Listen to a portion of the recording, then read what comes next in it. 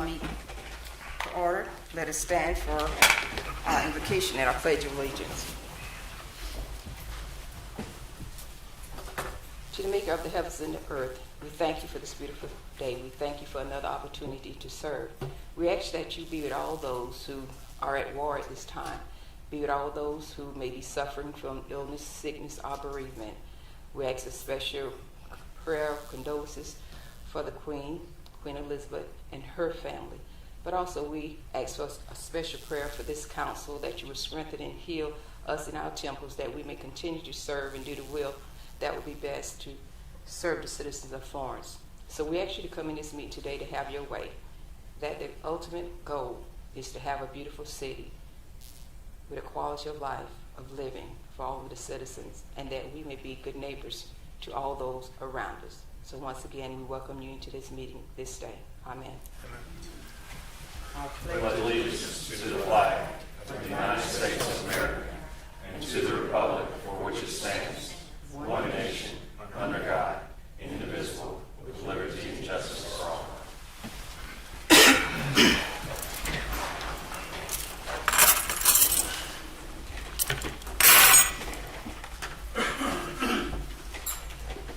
Council, I'll ask that you take a look at our agenda. The first item that we do have is approval of our minutes from August 8, 2022 and September 1st, 2022, a special meeting. Do you have a motion? So moved. Second. So the motion is second. Any discussion? Hearing none, all those in favor signify by saying aye. Aye. And opposed, like sign. Next, we will have appearances before council, but I would ask the council if there's no objection following our appearance before council. I would like to move our resolutions up because we do have many in attendance in the office. And if there's no objections, we will move the introduction of resolution to follow after our appearance before council. Hearing no objection, our resolutions will be moved forward to follow appearance before council. And as we get ready to do appearance before council, I do want to read the following notice and remind everyone, we will ask that you limit your presentations to 5 minutes. And you may notice on our agenda, each person who gives notice to speak may be limited to a 5 minutes presentation at the discretion of the presiding office for the City of Florence Code Ordinance, Section 2-24H. So we will ask that you please limit your presentation to 5 minutes today. So first we will have coming before us will be Ms. Jenny Woolward, Manager from Main Street, South Carolina, to present the Main Street, South Carolina Award. I'm very brief, so Thank less than you. 5 minutes. Main Street, South Carolina's awards program celebrates exceptional entrepreneurs, organizations, and preservationists in Main Street communities across the state. This awards program consists of categories that embody the Main Street 4-point approach relating to design, organization, promotion, and economic vitality. Today, I am delighted to present the City of Florence and Downtown Florence with the Outstanding Special Project Award for its South Carolina Pecan Music and Food Festival rebranding. This award recognizes an innovative project that advances the downtown commercial district revitalization effort. Founded in 2003, the South Carolina Pecan Festival grew dramatically over the next 17 years. During 2020's cancellation, staff fully evaluated the event, which led to a complete rebrand. Now known as the South Carolina Pecan Music and Food Festival, the rebranding included a modernized logo, website, and a GIS-powered festival app. We celebrate Florence for taking time during the pandemic to transform its signature festival into something even bigger and better. So I'd like to present Council and Downtown Development Office this plaque recognizing this award. At this time, I'm going to ask that Ms. Hannah Davis please come forward. And I do want to acknowledge that the founder of the Pecan Festival, Councilwoman Pat Gibson High Moore, would not be able to be with us today because of illness. But I would like to say if it was not for her vision and her willingness to work collaboratively with others, this festival would not have been birthed. So in her absence, I want to acknowledge and thank her for having that vision and commitment that you know she had by nature anyway to make this happen. Because of her drawing spirit, she was able to draw many in aboard with her to make this happen. So it went from just being the Pecan Festival here in Florence to being represented to the South Carolina Pecan Festival. So in the absence of Pat Gibson High Moore Councilwoman, I would like to truly say thank you. And thank you for the team that you built to make this day possible for the city of Florence. And I'm going to also ask, as we prepare to go down, I'm going to ask that Mayor Pro Tem Bailey join us, because he's worked diligently over the years to help grow this Pecan Festival as well. And I think that the collaboration that you're seeing is really what's so important about Florence, the willingness and ability to work together to do what's best for this city as a whole. So I'm going to ask Councilman Bailey to please join us down front as well.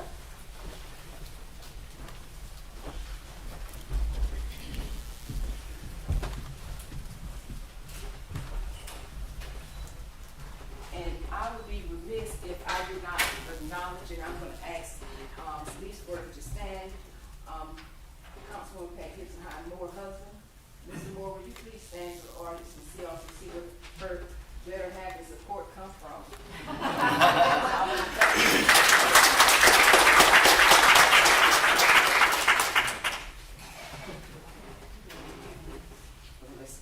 I'll put you in their hand. Because you work for us now, just touch like this.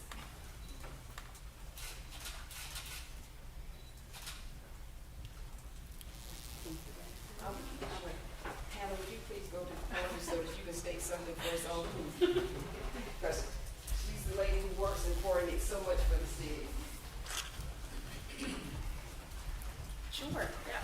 So, on behalf of the South Carolina Pecan Festival Committee and our downtown Main Street program, we really appreciate the award recognition, and we're going to continue to make downtown Florence exceptional. So, in her typical way, Hannah accepts no credit because that's just who Hannah is. But I would ask Rachel if you would also please stand for us. Hannah and Rachel are the brainchild for this rebranding. And they did the legwork. They did the hundreds of hours of work to make this transition possible, including a contest for a new logo that was put out, which was really, really cool how that was done in a very national way. And we got participants from literally all over the country that participated in the creation of that new logo, which ended up getting a merging of 2 or 3 logos that came together to make the one that we had. And then the total rebooting of the website, and then the introduction of the GPS. For anybody that's been to the festival, you understand and know how you want to go see a vendor, but there's 250 vendors, and where do you find them? How do you do it? Well, now they have the ability to go to the website and you can find your vendor through GPS to where it's located. So it's very innovative work that was done, and you mentioned that in your presentation. We thank you for that, but it's really cutting edge kind of technology, along with just rolling up your sleeves and doing hard work. And Hannah and Rachel, hats off to both of y'all for what you've done. Thank you so much.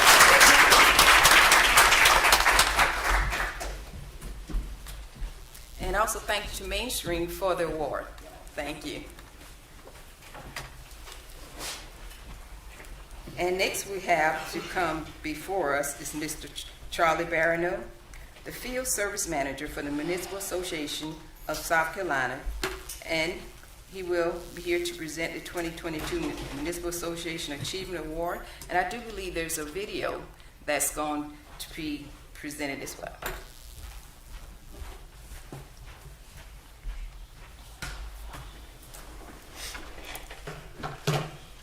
Madam Mayor, members of council, this is, I guess, award day. It's exciting for Florence. Without further ado, if we can key up the video, it'd be much better for the audience to hear from the video this means.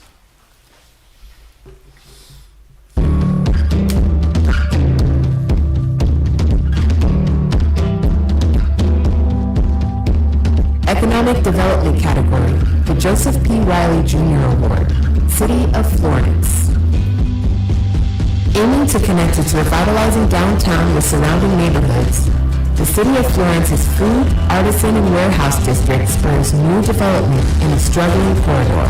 The new district reduces food insecurity in the area, preserves the area's historic warehouse architecture, and promotes unique land uses not previously allowed.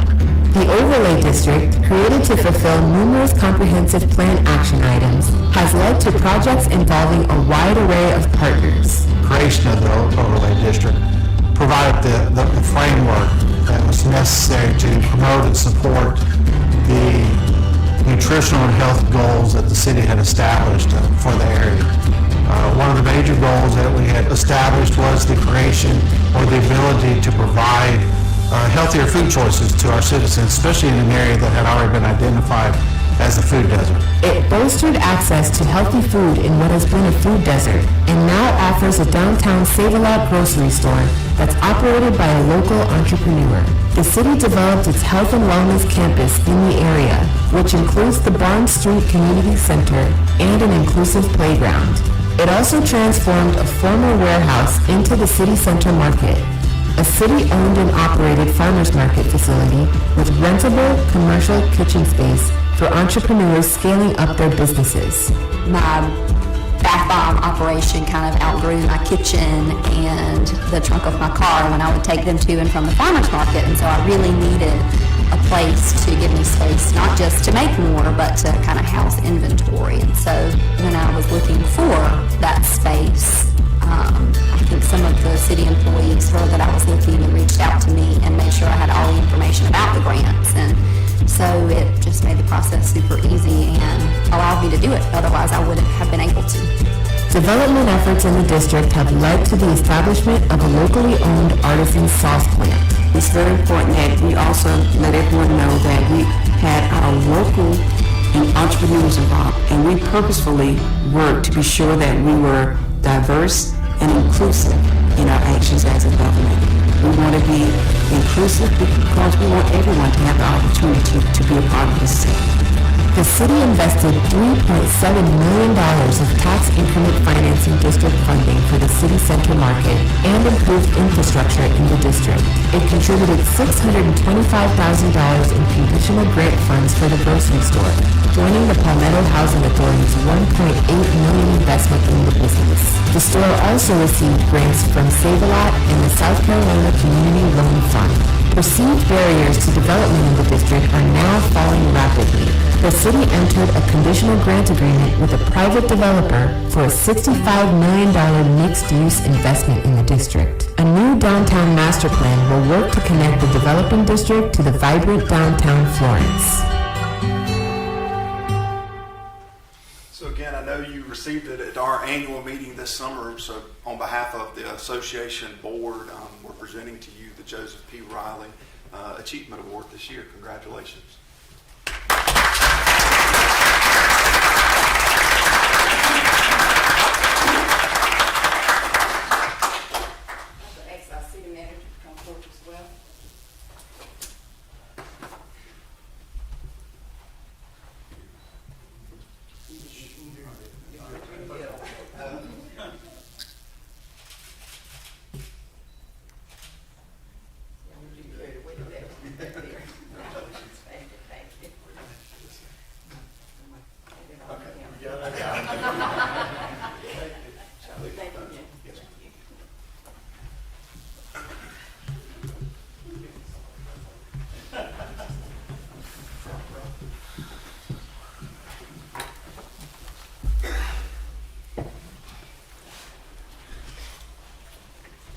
And thank you again to Charlie for coming to do that presentation for us.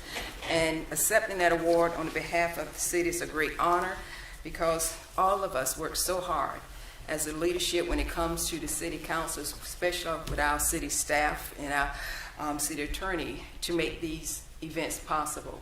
It's a collaborative effort, and it's not only the leadership, but it's also the citizens of Florence and those who are close to us who come in that make this possible. So understand, when we receive these rewards, we receive it not only as the leadership, but because of the community.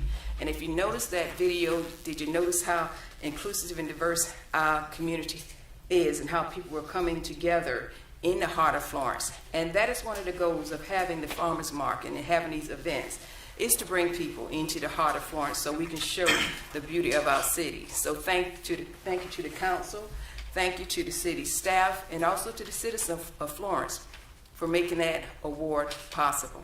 Thank you. So at this time, we will proceed with our appearance before council, and we will have Ms. Deborah Runyon. Now, I hope I pronounced that right, Ms. Deborah. And she come to speak to the council on violence. Thank you. And this is exciting about all the things, the good things that are going on in Florence, and I'm happy to be here as a citizen. I've lived here for 35 years, and I'm married with 3 children, one who is no longer with us, but I love this community. And so in a way, it kind of breaks my heart in terms to have to say a couple of things that are on my heart today. And it is about gun violence. Gun violence is a hot topic these days, and unfortunately, yes, gun violence is in Florence. And our leaders, or at least some of our leaders, are working very hard to reduce the number of incidences that are occurring in our city. And to that point, I really want to commend Councilwoman Barnes and Councilman McCall for the town hall you hosted in February. And that brought around a lot of people who came who had lost children to gun violence or had been affected by gun violence in their neighborhoods or in their businesses. And they actually came up with some very good, workable solutions. They came ready and willing to get personally involved, and I thought it was wonderful, and I appreciate that. I myself am serving as a mentor to a teenager and a homeless person, so know that we're trying to make a difference, right? Another thing that has come about is a coalition between the city police department and the county sheriff's department, and they are working together to curb crime, stopping those who are trying to exploit and prey on our young people through drugs, gangs, and bullying. These initiatives are a move in the right direction, with positive outcomes anticipated. We expect our leaders to provide safety in our community, and we expect our leaders to set the example of unity, kindness, and harmony. So imagine how disappointed I was at a response from a councilwoman in the July City Council meeting who agreed with a speaker who has the right to speak. But that speaker was indicating that white men driving trucks are automatically carrying guns and therefore had ill intent and would do harm. The speaker suggested that white men in trucks should be monitored by the police. And this councilwoman said, and I quote, "I wholeheartedly agree with her." Whew, you do? You really do believe that this is where the violence in this city is coming from?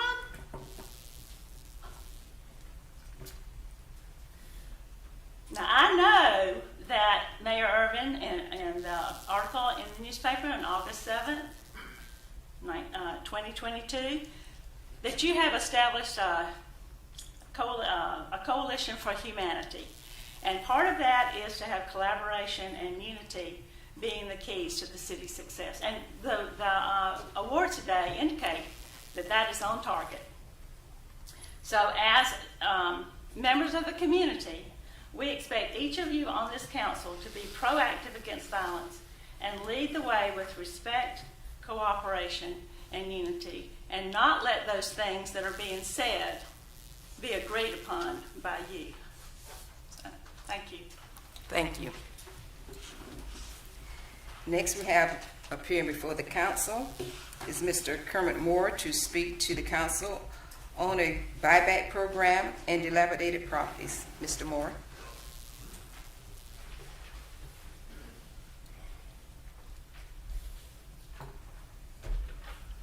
Hello, everyone.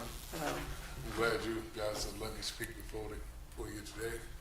And the first thing I wanted to talk about was the buyback program. I've been doing some research on that. As far as the state of South Carolina, the county needs to be also included in it. This program would be a buyback program that consists of the legal weapons and any weapons that we can get off the street, as far as the ones that they're getting over the internet. We buy them back with the amnesty clause in it.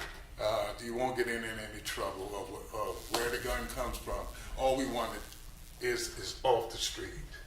And you have a stipend. You're paying for it now.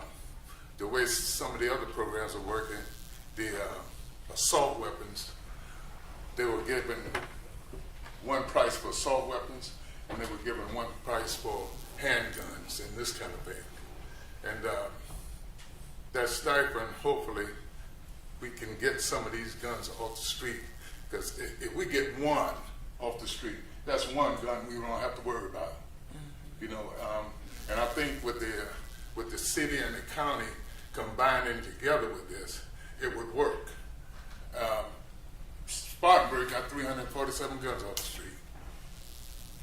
Columbia got a casket full of them. I'd rather see a casket full of guns off the street than another casket with a body in it. And that dilapidated houses I wanted to touch base on also in the community of Florence. I know you guys are sending letters out to properties that's living out of the state of South Carolina, and you're not getting any response from it. So my suggestion was, if you get these properties clean, because the community that these properties are hurting, they're paying taxes, and these people are living in New York and wherever else. Put a tax on the property and clean it up. The community shouldn't have to suffer because a few won't do what needs to be done. And I appreciate your time. One moment. Kermit, before you leave. And I also do want to, well, first of all, thank you for bringing that information before us, but do know that some of the initiatives that have been taking place is with the rental registry, because we're actually getting individuals to register. That was one of the purposes of that. Okay. So that you would have them, especially if that's a rental property that may have end up going downhill, that we can have some legal recourse that have someone who has to be within 50 miles of that property or within the city. Okay. So we can do that. And now when it comes to serving someone out of state, that's a whole different legal matter if they're not renting that property. But know that we do have those things on our radar. So and we thank you though for keeping it at the forefront. Yeah. At this time I will recognize Pro Tem, and following the Pro Tem, Councilwoman Barnes. First off, Kermit, thank you so much, and I know your passion for our community and trying to improve things. And the buyback of the guns has been something that's been going on in various communities throughout the country. And I would ask our city manager if that would be something that perhaps you and Chief Heidler could and staff could take a look at and explore to see what could be done on that, and maybe give us a report back. The other thing is with regard to the dilapidated housing, I think that is something, as the mayor said, we're working on, and we have committees that are working on it, and I know Councilwoman Barnes is going to probably want to comment on that as well. So. Chair recognizes Councilwoman Barnes. Well, on the gun buyback, that was one of the suggestions at the town hall. And Ed Clemens, my brother Al Bradley on council, the county council, they are looking into grants. For my understanding, we are now looking into grants, but it is a great idea. We want guns off the street as well, and so we thank you for that. And as far as the housing, yes, like the mayor said, the staff is pulling their hair out trying to clean up the city, and it is a tedious process when you cannot identify heirs, and we cannot go on property and take property. That goes a little higher than the city. It goes on state legislations that can put some things into place. But we are working diligently, like the mayor said. Chair, we recognize Pro Tem. Yeah, I don't want to put. I'm sorry. Well, go ahead. Go ahead. Quick. We'll go from Councilwoman Cole, then to Pro Tem. I don't want to put Chief on the spot here, but I thought I think you said you already made attempts to apply for that grant for the buyback program. Is that correct? Is that a fair assertion? Okay. I was going to let y'all answer that, and I was going to reflect back, because the Okay. buyback program has been something that's been looked over time. But if you don't mind, we can recognize the chief so he can address that second. Chief. Thank you, Mayor. We have, and we've done a lot of research on it. One of the issues we have is you don't get enough money in for the stipend to give these folks. So you don't attract people who want to give away or do away with guns that are operable. A large number of the guns that you receive in these gun buyback programs are inoperable guns from families that have had them in their family for years. So unfortunately, the vast majority of studies utilizing the FBI crime data are indicating that the gun buyback programs don't show any type of decrease in crime and gun violence. However, if you're getting guns off the street, I think it's a viable process. Chair recognizes Pro Tem, following Pro Tem, Councilwoman Barnes. Chief, would you take this as an opportunity for a public service announcement to tell people about taking care of the guns that they own? Because there's so many break-ins going on where people breaking into cars and whatnot, specifically looking for guns that other people have. So you have the opportunity to do a PSA about how people need to take care of the guns that they own. Yes, and it's not, I think there were some things out there that indicated from law enforcement here that it's irresponsible gun ownership, and I don't know that you can say that by leaving guns in your vehicles, because you should have the ability to say, we're safe enough to be able to secure a gun in your vehicle.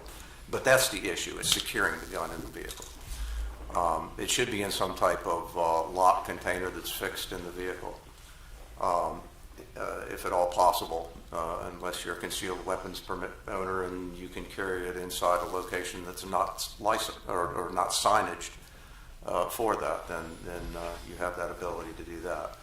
But yes, we're having, what we have is specifically gangs that have determined that you can make a good haul in vehicles in Florence because there are a number of guns that are inside vehicles, and they're breaking into vehicles. Many times the vehicles are not locked, and they're just pulling on the door, opening it up, and finding a gun in it. So it's imperative that we understand this situation that we're under here in the city, and that folks we would like them to please consider other options of rather than leaving your gun in your vehicle if that's a possibility. Thank you. Councilwoman Barnes. George said pretty much what I wanted to say, but then I'll go back to saying what I've been saying since I've been here. We need a mindset change. Guns, the violence, we can't buy our way out. We can't secure all of the guns our way out of it. We have to invest in our communities. We've got to start investing. And the thing that the community redevelopment committee is trying to work on, and the police have done a really good job. They are now going into the communities and doing things in the communities, because we've got to go. We keep trying to have events and say, come to us. They're not coming to us.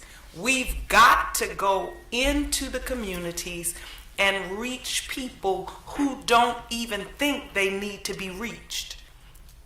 That's what we've got to do. And so we take the guns from them, and I've had a parent to call and said, I don't know where my nephew is getting these guns from. We take them from him, and a week later he's got another gun.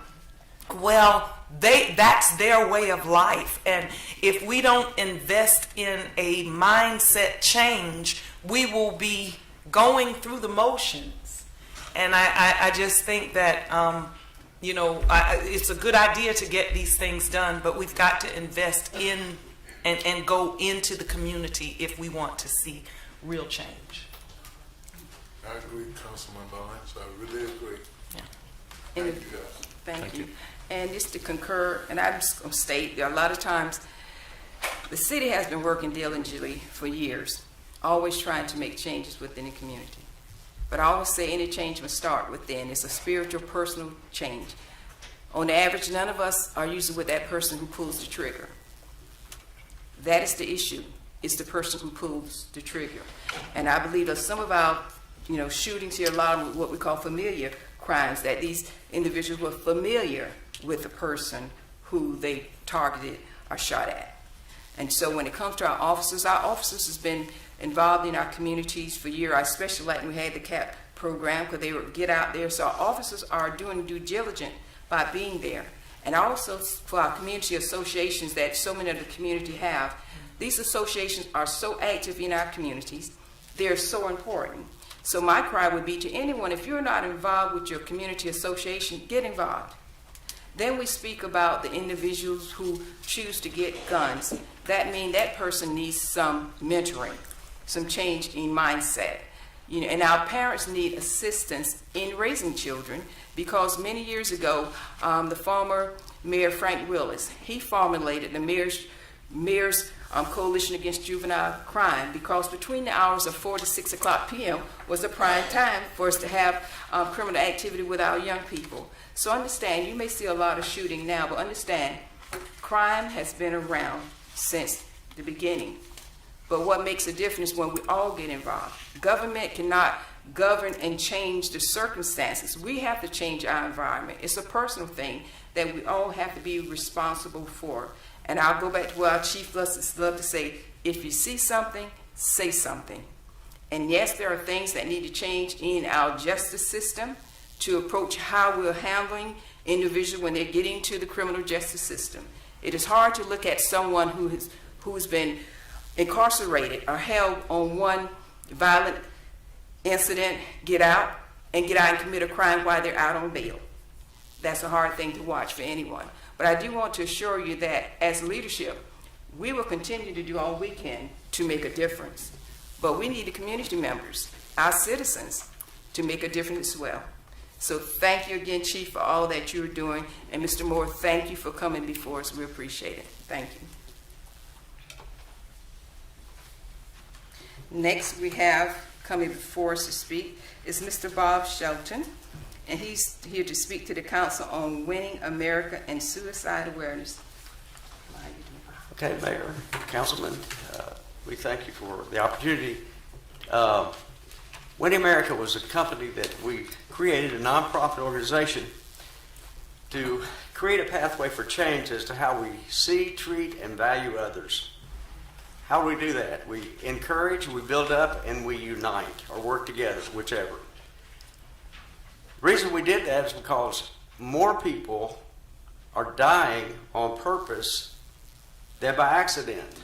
In 2020, we had 10,000 more people take their life than died on the highways.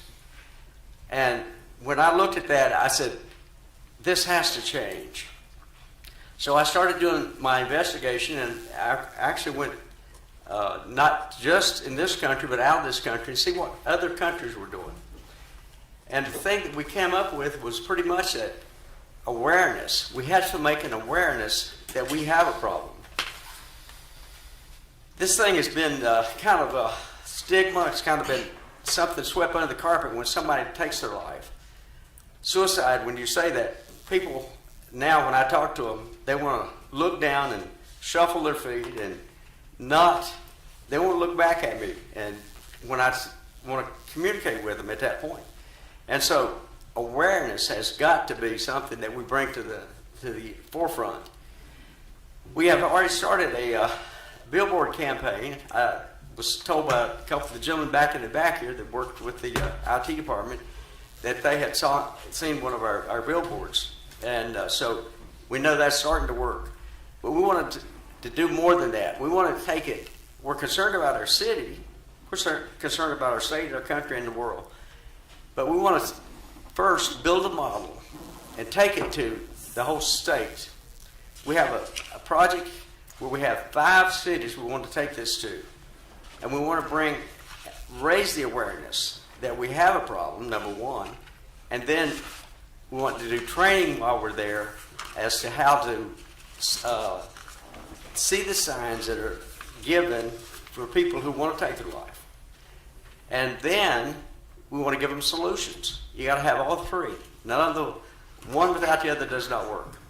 And so we've been working with the South Carolina National Guard. They have a program called START. We have one called STOP. We want to stop the increase. We've had an increase for the past 50 years. So we want to stop the increase. And after we do that, then we can start, stop the bleeding, we can start working on the patient. And so the next thing is the Australians come up with something that they said that they felt like was the missing link, and that was survivor stories. We got survivor stories from cancer survivors and so on. Why did we not have them suicide survivors? I am a survivor. I went through a period of my life when I was ready to take my life. I'll make that very brief, but I was able to put things back together. And I went from total hopelessness to a point where I was able to put my life back together in my business, and 4 airplanes later, here I am. So I know, I can tell people, you have no idea what the future holds. And so you have to, there's hope. I don't care how bad the situation is. So telling my story, I believe I can help to get people to look at it one more time. I've got a book coming out, a new book, and it goes through all the different areas. And then we have the stories as well to follow up with that. And so all this is, we're planning for 2023, Florence being one of the 5 cities, and this being Suicide Awareness Month. Talked to Councilman Braddock, and he said this would be a great time to introduce it to the city. And so we are working with the South Carolina National Guard, the Veterans Affairs Association, and trying to bring all these people together to really give it the impact that's needed to bring the awareness to the front lines. And so we have a little mini semi that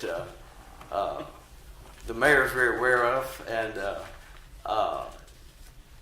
so it's like you have a, and William, he's smiling, he's seen it as well, and you're like a rock star when you ride around this little thing. And so anyway, we're going to use that. We've got a trailer coming that have a wrap on it. It'll be like a billboard, a moving billboard around the state.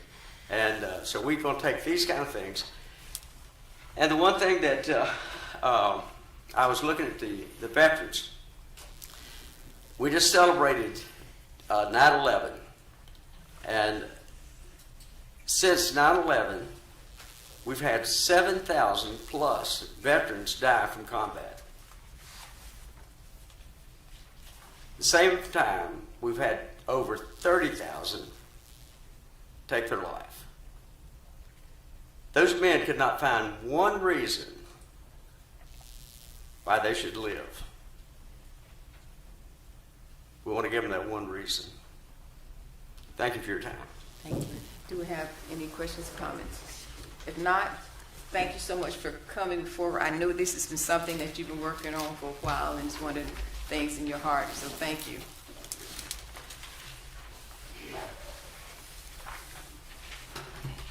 That concludes our appearances before council, and as noted, we moved our introduction of resolution forward. So at this time, we have resolution number 2022-27. It is a resolution to recognize the 2021 Dixie Youth World Series Championship. Our champions. Do we have a motion? So moved. Second? Second. Motion second. Any discussion? Hearing none, all those in favor signify by saying aye. Aye. And opposed, like sign. Resolution number 2022-27 has passed, and I would ask that Councilman William Schofield please read that, and feel free when you read it to bring representative forward so you can present. Sure. Thank you. Do you want me to read it up front or right here is fine? You can read it here so they can hear you well. Okay. Resolution number 2022-27, a resolution of recognition for the 2021 McLeod Park Division I Majors Dixie Youth Baseball Team. Whereas the 2021 McLeod Park Division I Majors Dixie Youth Baseball Team won the 2021 Dixie Youth Baseball World Series in Laurel, Mississippi. And whereas with a 6-1 win over Tennessee in the final game, McLeod Park earned the distinction of World Series champions. And whereas this team is comprised of 11 and 12-year-old young men whose skill and talent drove them to success, ending the postseason undefeated.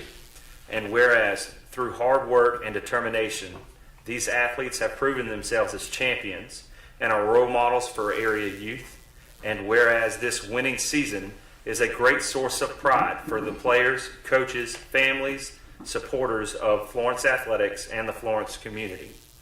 Now therefore be it resolved that the City Council of the City of Florence, South Carolina commends this tremendous athletic accomplishment and congratulates the 2021 McLeod Park Division I Majors Dixie Youth Baseball Team, Connor Neal, North Willis, Bennett Bradshaw, Avery Weaver, Shannon Langston, Caden Parker, Tice Edwards, Josh Haney, Manning Hatchell, Cooper Mosley, Fisher Hartman, and Landon Fagan, and coaches Brandon Collins, BJ Edwards, and Joey Bradshaw for winning the Dixie Youth Baseball World Series.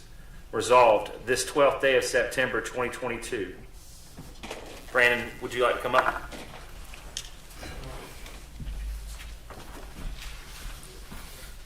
You can come. I'm going to go right in the middle first.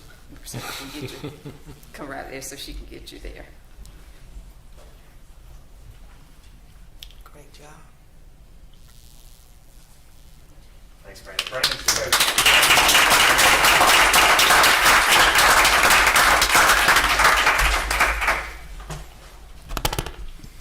On behalf of the 2021 World Series champion team, I'd like to thank all y'all for having us today. It's a great honor to be here. We left as McLeod Park to go play in the state tournament in Orangeburg, representing McLeod Park in the city of Florence. We went 6-0 in that tournament, being the state champions, and then we left South Carolina to not only represent the city of Florence, but the state of South Carolina in Laurel, Mississippi, where we also went undefeated, as Councilman Schofield said. We were there for 10 days in Mississippi, so 12 kids, parents, grandparents, some uncles, nephews, and siblings. We traveled however many states far. We had the time of their lives. Like they said earlier, about getting involved in the community. It helps to get the kids involved in youth activities throughout the city and county or wherever else, and recognizing them for their great accomplishments when they do receive them. But thank you all again for having us, and we certainly appreciate it. Thank you. Thanks, Brandon.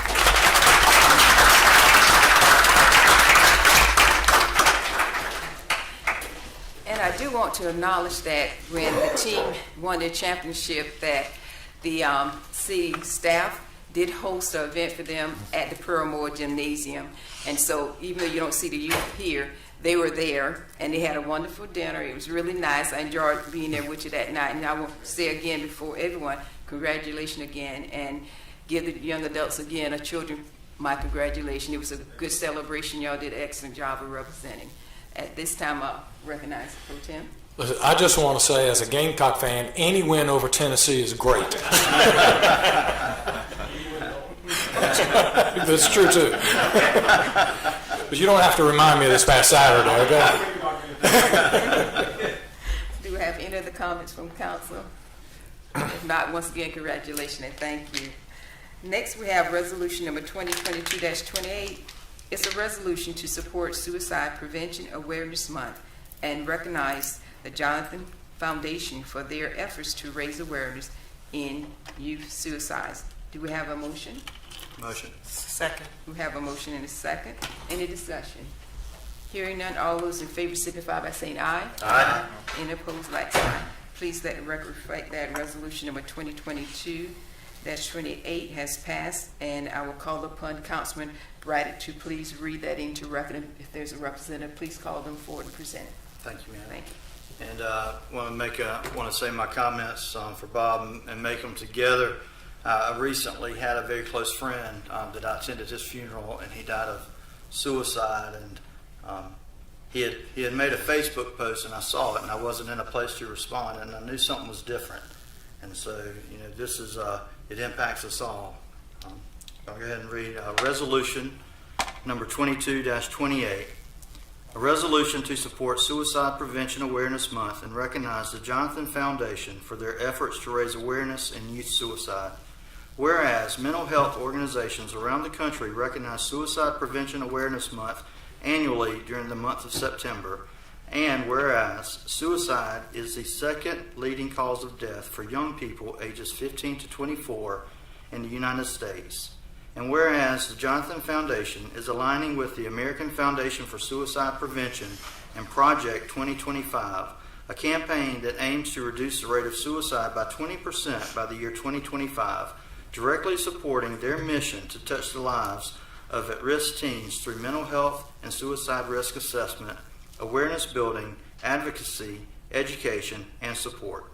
And whereas the Jonathan Foundation is launching 3 new strategic community awareness campaigns in support of Project 2025, the Will George Project, the Robert Duffy Project, and the Jonathan Smith Project, that address key elements of their mission and brings a call to action to health and community care systems in South Carolina to step up and make care suicide safe. And whereas each of these campaigns will aim to partner with local organizations in counseling community, primary care centers, emergency departments, schools and colleges, churches, and first responder services in Florence County and the entire PD region to advocate for effective suicide prevention. Now, therefore, be it resolved, the City Council of the City of Florence does hereby support Suicide Prevention Awareness Month and commend the Jonathan Foundation for their efforts to raise awareness in youth suicide and advocate for prevention strategies in the City of Florence, Florence County, the PD region, and surrounding communities resolved this 12th day of September 2022. If I could get Lynn Bullock, who is a mom and president of the Jonathan Foundation, to step forward, and anyone that would want to come with you and support.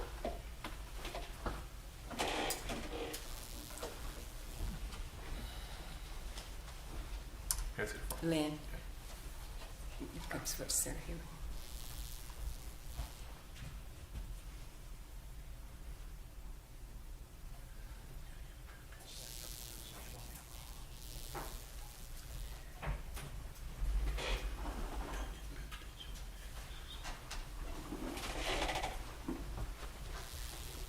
I want to thank Councilman Braddock for his nomination or recommendation, and the council for this recognition for bringing the topic to the forefront of our community. I want to thank those that have made earlier comments about suicide. It's heartening to hear others step up and us all start to join together to make a difference. We lost our son Jonathan in 2011, and it was really at the intersection of the lack of mental health awareness and recognizing that in our young people. It was at the intersection of gun availability and the fact that he was able to get one in his hands within 15 minutes of this random thought that he had. It was also at the intersection of not having proper training for our first responders. He sat in his truck in our driveway for an hour and a half before he pulled the trigger, surrounded by police and emergency responders who did not handle the situation appropriately because they hadn't been properly trained to de-escalate. So everything that you have heard has resonated with me, and I just want to offer the Jonathan Foundation to any forward conversations, future conversations, and work in this area because we also are doing a lot. I want to accept your recognition on behalf of 2 other moms that stand with me in this work.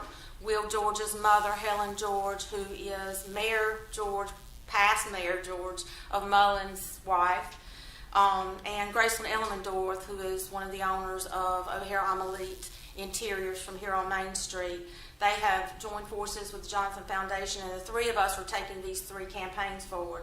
Also, on behalf of 15 mothers who are part of my Facebook group, Mothers Against Suicide, 40 of which stand with us in the Be That Friend campaign that we take into area schools in September of every month, have for the last 11 years now.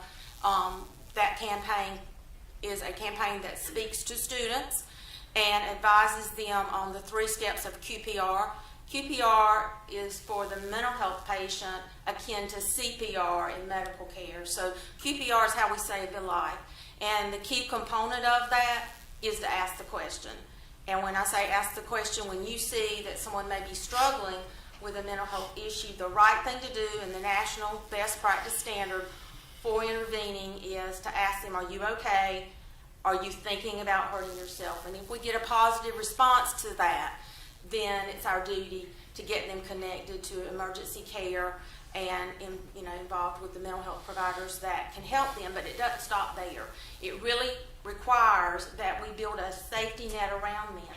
And that safety net includes not just the parent's family, doctor, mental health provider, but the church, the school, the everywhere that person is, sports groups, that person is involved and engaged, the full community. So the prior projects, I know I need to be brief, but the projects I did want to touch on, you heard the groups that they are reaching out to.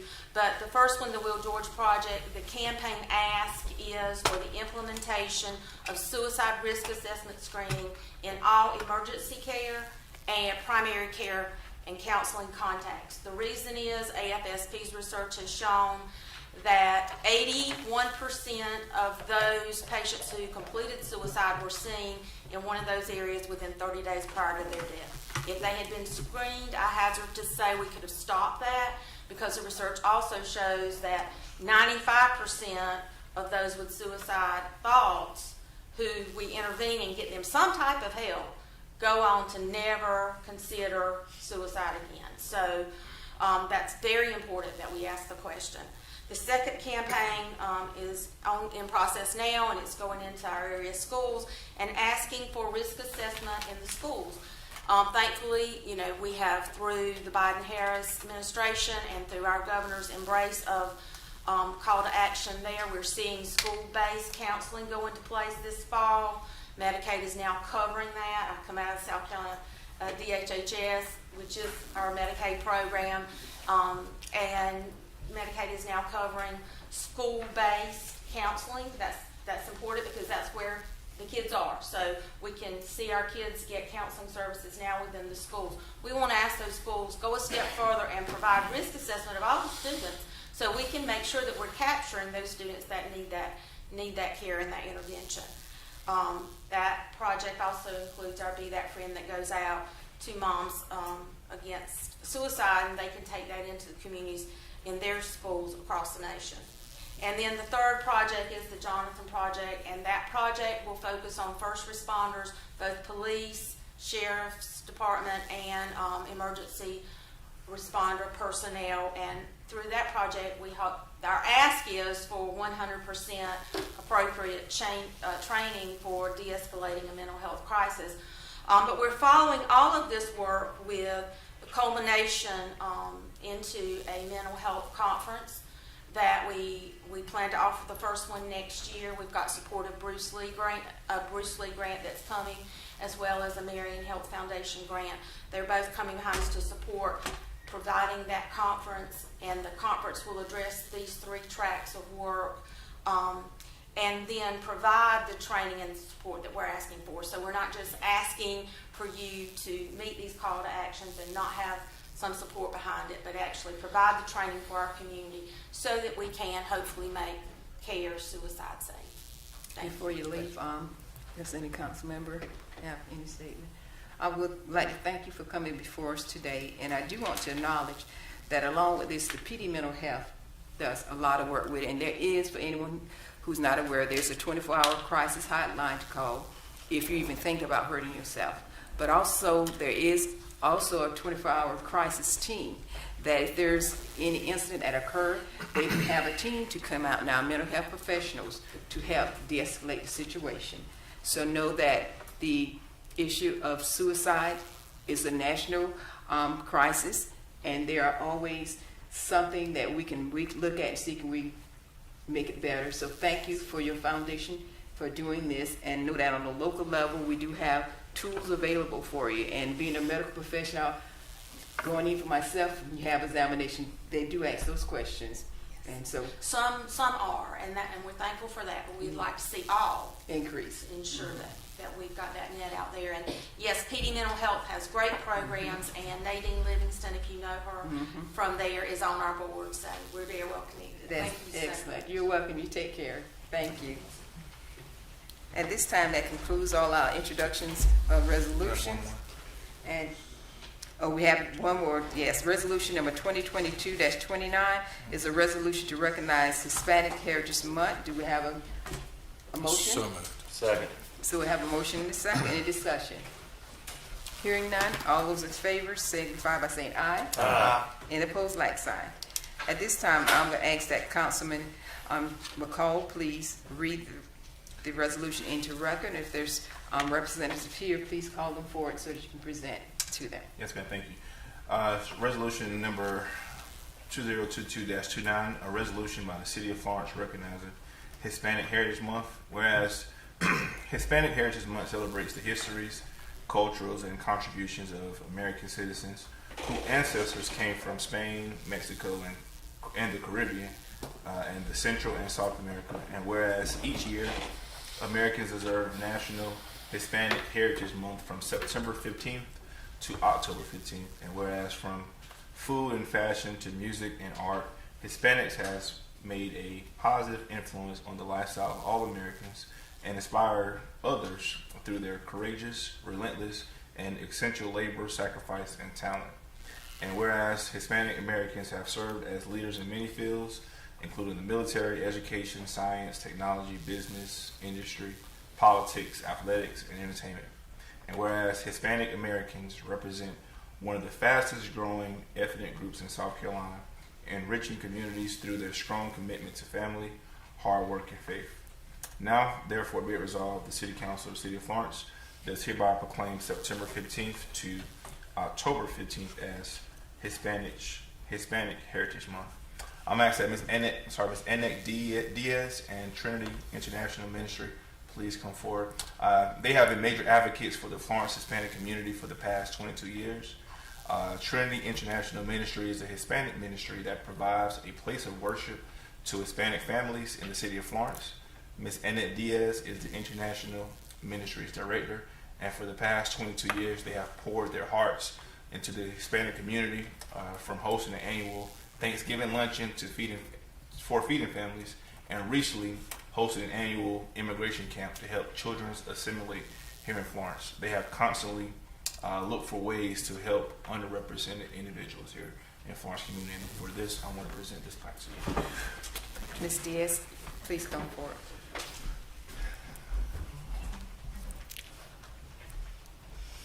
You can shift over some more so they're going to want to get your photos there then.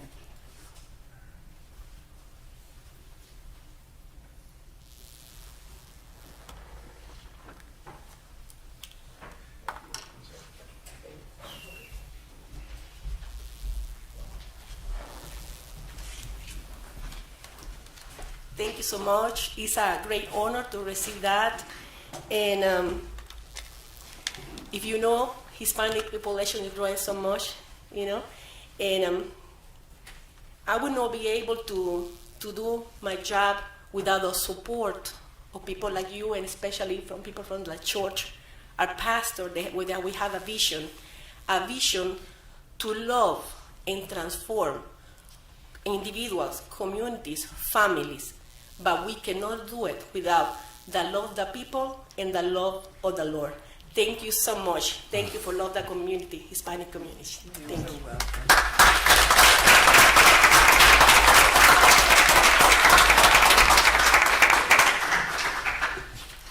So at this time, we have report to council, and we'll file appointments to boards and commission. I'll ask that Mr. Scotty Davis come forth, and we'll give the audience a few minutes to be able to leave out. Yeah. Scotty, let me switch back over here and just go to get these ordinance out and give them a few minutes to leave out.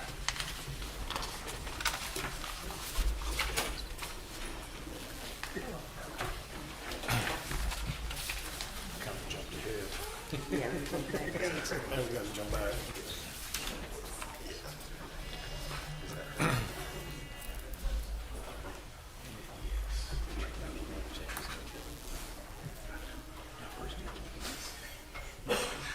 So at this time, we will proceed back to the order of our agenda, which would actually be the action item section of ordinance in position. And first, we have bill number 2022-27 for a second reading. And it's an ordinance to annex and zone NC 6.1 the parcels located at 206 East Shenandoah Lane and identified as Florence County Tax Map Parcel 90113-01-050. So moved. Second. In a second. Any discussion? Hearing none, all those in favor signify by saying aye. Aye. Any opposed, like sign. Let it reflect that the bill has passed second reading. Next, we have bill number 2022-29 for a second reading. It's an ordinance to annex and zone NC-6.1 the parcels located at 3350 Clark Branch Road and identified as Florence County Tax Map Parcel Number 00098-01-002. Do we have a motion? Motion. Second. We have a motion and a second. Any discussion? Hearing none, all those in favor signify by saying aye. Aye. Any opposed, like sign. Let it reflect that the bill has passed. At this time, we are entering into introduction of ordinance for first reading. First, we have bill number 2022-23 for first reading. It's an ordinance to amend the budget for the city of Florence, South Carolina for the fiscal year beginning July the 1st, 2022 and ending June the 30th, 2023. Do we have a motion? Second? Do we have a second? Second. We have a motion and a second. And at this time, we'll hear from Mr. Yoka. Thank you, Mayor and members of council. This is Bill 2022-23, amending the current year budget for what we refer to as early purchases. These are items that were requested in the 22-23 budget, but in order to make the budget balance, were removed by the city manager. However, there's been sufficient savings from the 21-22 budget for these items to be included in the 22-23 budget and amend the budget accordingly. This ordinance was first placed before council at the August meeting. Council at that time voted to refer that to the Finance, Audit, and Budget Committee. The committee met on August 24th to discuss the ordinance, and with that, I'll turn it over to Councilman McCall, who is chair of that committee, for any comments he'd like to make. Yeah, we did review over those budgetary items, and it was approved by a recommendation for approval by our committee. Excuse me. Okay. That concludes my report. Thank you. Any further discussion? Yes. Chair recognizes Councilwoman Barnes. We did agree to approve. However, there was a mix-up on us approving it. But if it is the will of council, we will move forward. But I would like to go back and make right the mix-up in the meeting, so that we could look at the correct information. We were looking at the wrong ordinance when we approved it and found out afterwards. So I would like for us to go back and revisit that. That's my recommendation. Thank you for that report. At this time, we have a motion and a second on the floor. Any other discussion? Hearing none, all those in favor of the passing of the ordinance? Are you making a motion, amend, or? Well, Chair, proper order, we have a motion and a second on there. So, and now I'm calling for discussion. We had none. All those in favor signify by saying aye. Aye. Aye. Any opposed, like sign. No. Hearing none. Okay, we have one opposed. So the bill has passed first reading. So that's bill number 2022-23 passing first reading. And it will be for a second reading coming up next month. Madam Mayor, point of order. In between the first reading and second reading, Mr. Peterson and our city attorney, if Councilwoman has any questions and would like to address those, can that be addressed in the interim time? Absolutely. Okay. And I just want to make clear, anytime you have a first reading, that's simply giving approval between that. But you have a second reading that coming up, you can always go back and readdress it. That's just a matter of standard procedures. So even if you pass something which you know you wanted to add to, you can always do it next time. So that's why you have the first and the second reading. So it's okay. All right, next we have bill number 20-22-24 for a first reading. It's an ordinance to amend the budget for the city of Florence, South Carolina for the fiscal year beginning July the 1st, 2022 and ending June the 30th, 2023. Do we have a motion? Second. All right, have a motion and a second so we can hear from Mr. Yoakum at this time. Thank you, Mayor and members of council.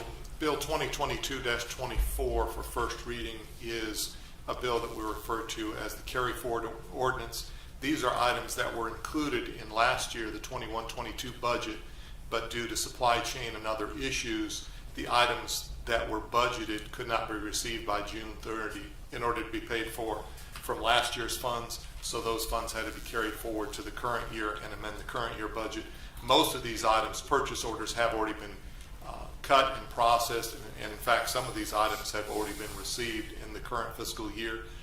So these funds needed to be appropriated this year and amend the 22-23 budget. And again, similar to the previous bill, at the August meeting, this was referred to the Finance, Audit, and Budget Committee, who met on August 24th to discuss. Does that conclude your report, Mr. Yes, Yoakum? ma'am. Floor is open for discussion. I recognize the hand of Councilman Braddock. So, in lieu of Councilwoman Barnes' suggestion, can staff come back and report back to the Finance Committee, even in approving this reading, to have that instead of you just arbitrarily meeting with staff, actually them staff coming back and reviewing it prior to second reading? That would be fine. The next meeting of the committee is September 28th. So Okay. that would give us time prior to the October council meeting. Now, are you discussing the ordinance we're on now?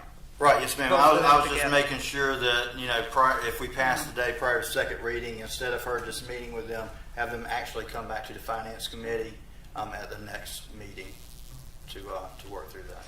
And also for the committees, if you have something like this occurring, even though you have a set meeting, the chair can request with the majority of those to have, another meeting. Okay. So just because, this has occurred as the chair can request that. Any other further discussion? Hearing none, bill number 2022-24, we have a motion and a second. Hearing no other discussion, all those in favor signify by saying aye. Aye. Okay, and aye. Any opposed, like sign. Let it know that bill number 2022-24 for first reading has passed. And again, I'll reiterate to our chairs of the committees, you can always call a committee meeting if you have something such as what happened. You can call and you have the city manager and everyone come back together. Okay. Next, we have bill number 2022-28 for first reading. It's an ordinance to annex and zone AC and OSR the parcels located at 2507 West Palmetto Street and identified as Florence County Tax Map parcel number 00100-01-147.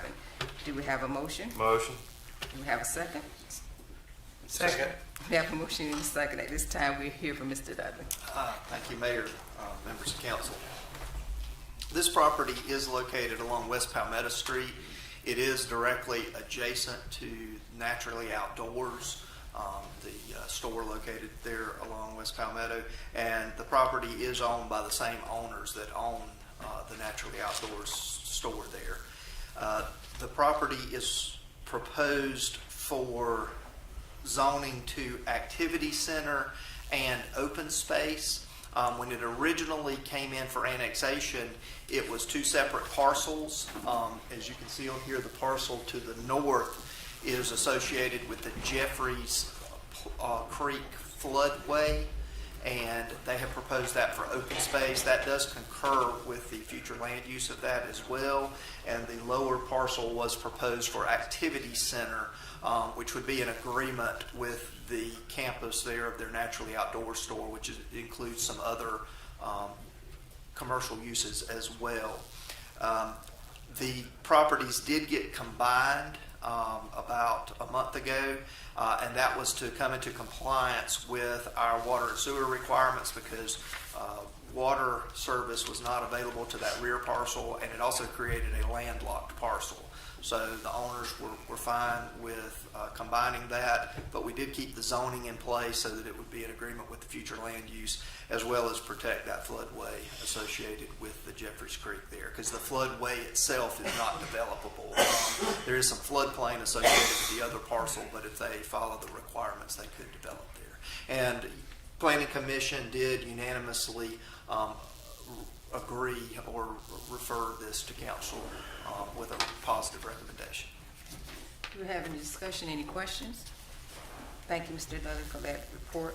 We have a motion, and it's been properly second, and no discussion. All those in favor signify by saying aye. Aye. And opposed, like sign. Let it reflect that bill number 2022-28 has passed first reading. There's no objection. Bill number 2022-30, which is for a first reading, will be discussed in executive session.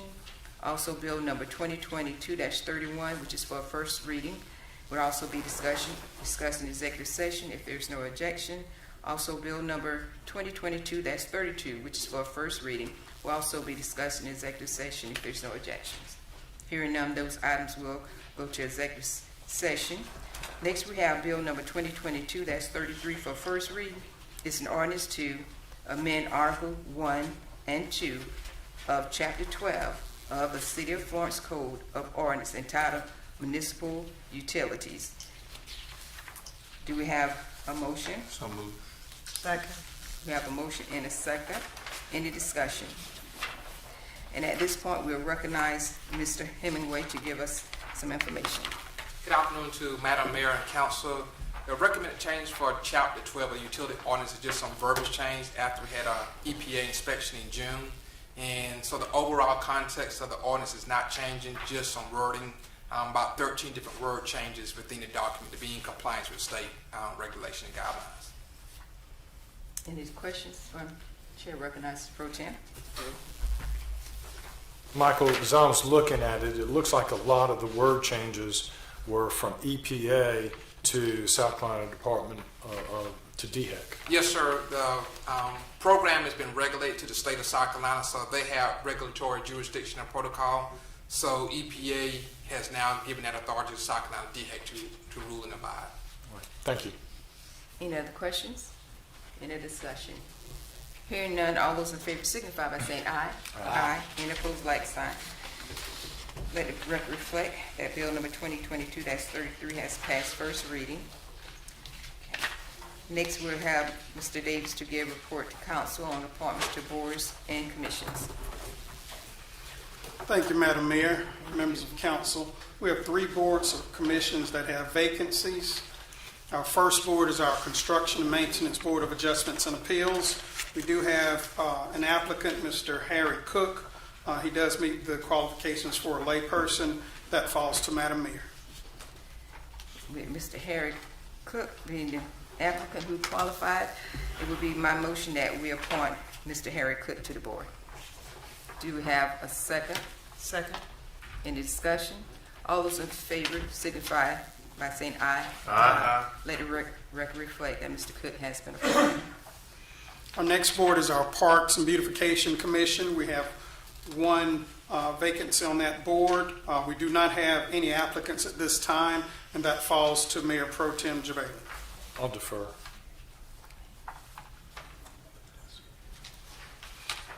Next, we have our Public Safety Citizens Review Board. We have applicants David Jones, William Matthews Jr., and Whitey Snowden there, and the nomination falls to Mayor Pro Tem Jabali. I nominate Whitey Snowden. Do we have a second? Second. Okay. Any discussion? All those in favor of Mr. Snowden, please signify by saying aye. Aye. Any opposed, like sign. Let it reflect that Mr. Snowden has been appointed. That concludes staff's report. Thank you so much, Mr. Davis. At this time, we will have our committee reports. First, we'll have a report from the chair from the Business Development Committee. Chair, please. Thank you, Madam Mayor.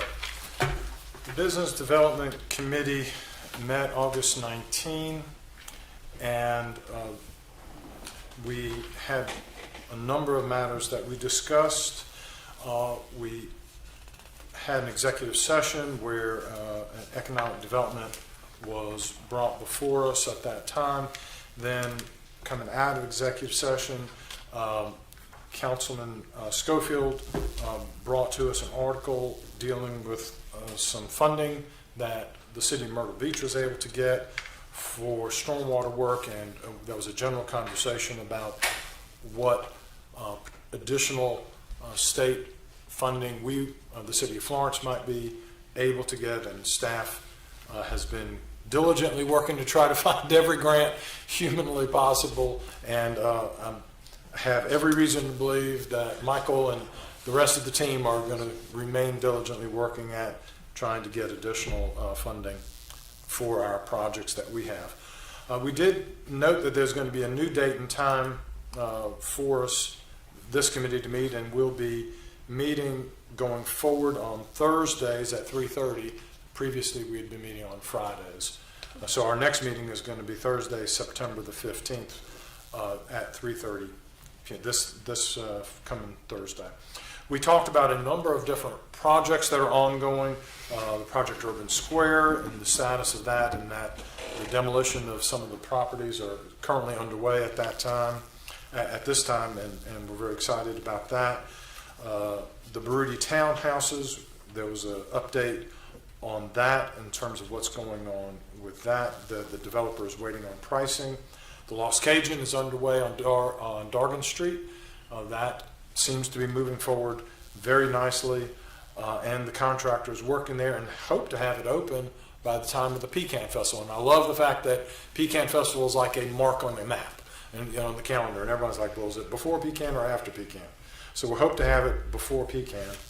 We did discuss noise ordinance that's currently before council. There was conversation about that. We also had conversation about the 175 North Dargan, and there was engineering work that was needing to be taking place then.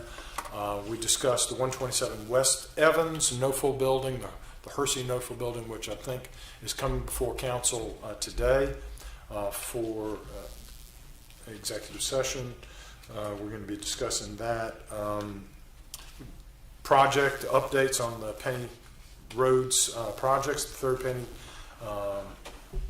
project that was discussed, as well as an update we received on all residential units since 2018 that have been brought in to the city. It's a very extensive list that it's very exciting to see the ongoing growth of the city, and it was nice to see it quantified. And thank you, Jerry and Clint, for your work in putting that together. We also had a update on the asset management of a utility system, and looking at which is currently in a 10-year cycle to do an upgrade, look at where we are, the inventory of, and we had information about what could be done possibly to shorten that time frame. There was an additional update on the Palmetto and Church right turn lane, which I saw earlier today. The sidewalk has been poured, so there's now the new sidewalk in place, and the turn lane is well on its way there. And earlier today, we were all there for the beginning of the demo of the main building at the old motel out on East Palmetto Street, which was very exciting. The asbestos abatement has already been concluded on that. And that, unless Councilwoman Barnes, Councilman Schofield, anything further? Perfect. All right. That concludes our report. Thank you for that report. Next, we will have a report from the chair of the Community Development Committee. Madam Mayor, we have nothing today. Well, thank you, though, for the work that you have in progress. Thank you for that. So at this time, we will have a report from the chair from the Marketing and Public Relationship Committee. Madam Mayor, we kind of looked through this year's agenda items and things that we had addressed. We looked at the vaccine campaign and discussed the success and impact of that campaign and the efforts there. And also the annexation plan. We are looking to make some things available to citizens of Florence and Florence County that may want to come into the city, where they would have a QR code that they could scan and have a calculator and see what the different cost factors would be in terms of the services provided as well, so to help them make that decision to annex into the city, and also put the application and other resources on the website regarding annexation. We also looking into the possibility of applying for the All-American City. Next year's area of focus, one of them that was something that we thought maybe a possibility is to address issues of youth homelessness. There's several efforts in the city right now, Help for Kids, SNAC, there's several organizations that address homelessness, the new tiny homes that have been built, to see if that would be an avenue for us to apply, and we're going to do some more research there to see if we would be in the running. Also, increased job readiness for employment opportunities for youth. That might be an area of focus that we could look to apply. And let's see. Lastly, upcoming meeting, Larry Smith has requested to be on the agenda. We'll be having him come in. And we also talked about the effectiveness of our social media to show things that are happening in the city. Amanda on our staff reported that the High Five Florence page is getting a lot of traffic, where we show awards, achievements, and also the e-newsletter has been very effective in getting the word out. So that's all we have to report. Thank you, Councilman. Next, we will have a report from the chair of the Finance, Audit, and Budget Committee. Thank you, Madam Mayor. I guess our report is pretty self-explanatory. Both bills have already, ordinances have already, bills have already been voted on, but the first one was the early purchases, which was a bit of a confusion for one of our council members. Well, for me as well, I'm not going to. It's a bit of a confusion, but nevertheless, I think we'll definitely get it straightened out with the next committee meeting. But that was the early purchase. The other one was the carry forwards, which was items already voted on by council that for some reason couldn't be fulfilled in the previous budget, so we're carrying it on to this budget. But again, with the early purchases, I just want to commend our staff on and our directors on being very conservative in their spending, which allow us to then have those early purchases for this year. So, and again, I think it was a 2-to-1 vote on one of the proposed bills, but nevertheless, we do recommend that it go forward. So, and with that, that's our report.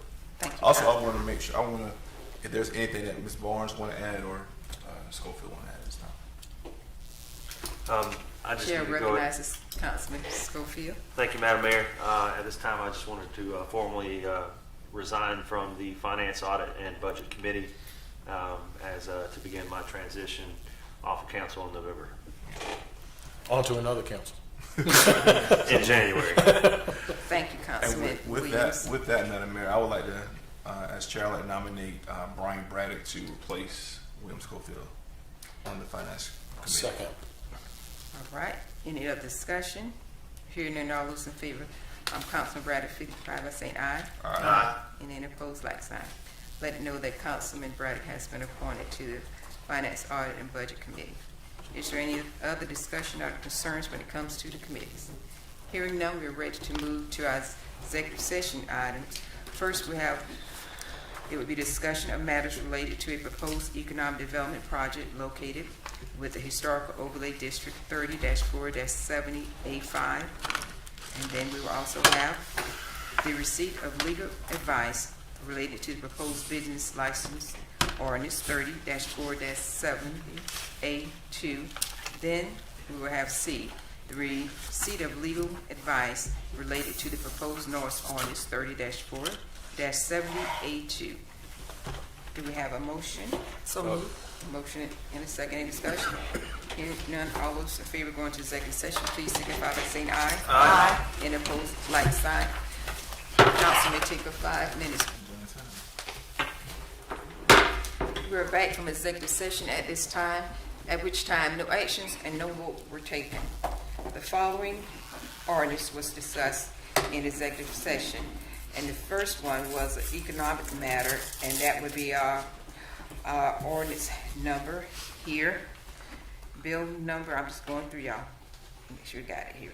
Bill number 2022-30 was for a first reading, and it was an ordinance authorizing the conveyance of real estate known as Florence County Tax Map Parcel Number 90167-02-008, described more fully on Exhibit A to be attached to the ordinance. Said property to be utilized pursuant to the terms and conditions set out in the conditional grant and development agreement attached hereto as Exhibit B and approved hereby.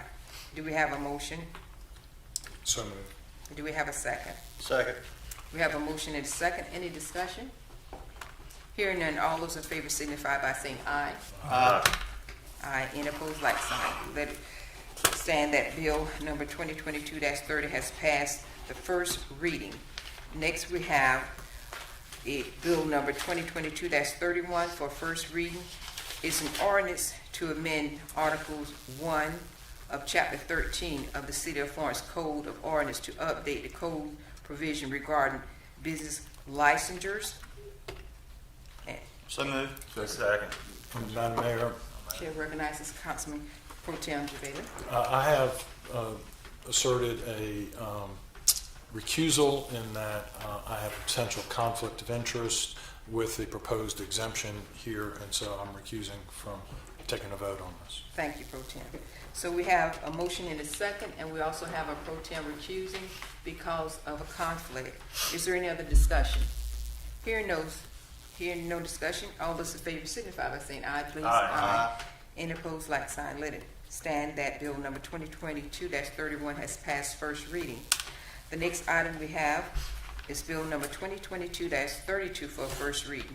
At this time, I request that that ordinance be withdrawn. Thank you, Pro Tem. Let it be reflected that bill number 2022-32 has been withdrawn. That concludes our items on today's agenda. Do we have a motion to adjourn? So moved. So moved. Any discussion? All those in favor signify by saying aye. Aye.